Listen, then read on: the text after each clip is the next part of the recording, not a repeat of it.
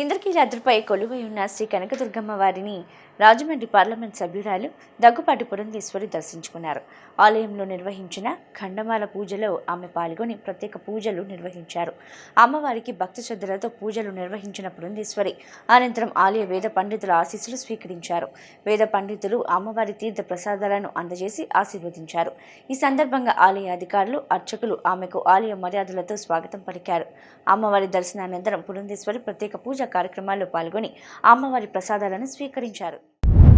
ఇంద్రకీలాద్రిపై కొలువై ఉన్న శ్రీ కనకదుర్గమ్మ వారిని రాజమండ్రి పార్లమెంట్ సభ్యురాలు దగ్గుపాటి పురంధేశ్వరి దర్శించుకున్నారు.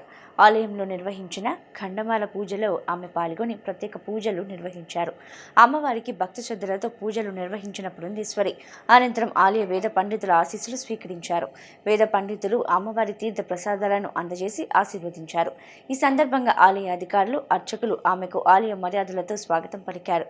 అమ్మవారి దర్శనానంతరం పురంధేశ్వరి ప్రత్యేక పూజ కార్యక్రమాల్లో పాల్గొని అమ్మవారి ప్రసాదాలను స్వీకరించారు.